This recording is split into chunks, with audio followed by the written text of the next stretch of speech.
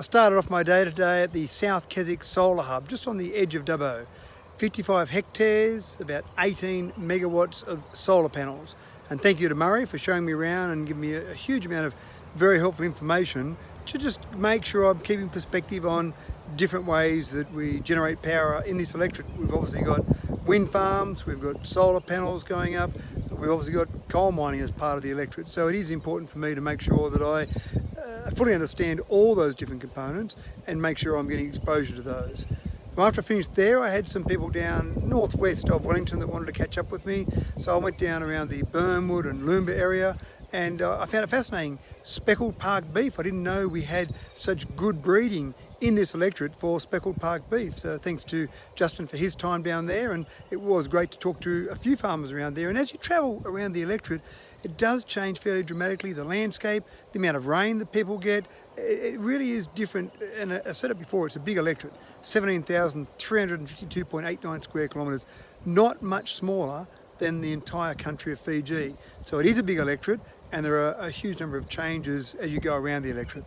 So from there, after I met with some farmers, I went over to Newry, met with some people there, and then went over to Apsley. Actually, I caught up with Bell River Estate, and that's a good winery around the Newry area, and went to Apsley and went in there and visited the caves, the Wellington Caves. And I've been to the caves a number of times over my life as a kid at school, and then I've actually I recorded an arts poem. Part of that arts poem was recorded there in the caves. So it is a great facility that we have here in this electorate, and obviously a number of tourists go through there, but there are some plans, and the manager showed me through some of those plans that are basically out for tender at the moment with council to build and construct a better reception area and have an outdoor viewing deck on that, and basically some plans to improve that overall facility. And I think that'll be fantastic and improve tourism across the electorate just by having some extra facilities there at the Wellington Caves.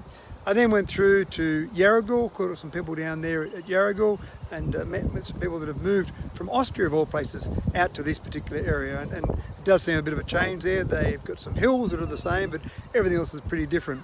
And then I finished off my day, had a few people around Woolaman who wanted to catch up with me. So I caught up with a few people around Woolaman and talked about some different issues there. Some of the issues around schooling and just the economic impact that it has on this electorate when people send their kids away to school. So looking at ways to try and improve schooling in this electorate.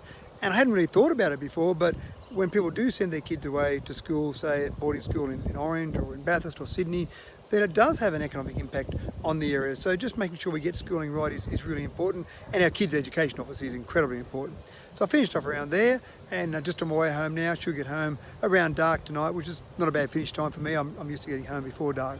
Tomorrow I'm over in the Mudgee area. I'm catching up with a few people around Budgie, around Bombira, probably around Kudgegong as well. I might go and have a look down around Windermere around there, but I'll be around the Mudgee area in general. So let me know if you want me to catch up with you over there.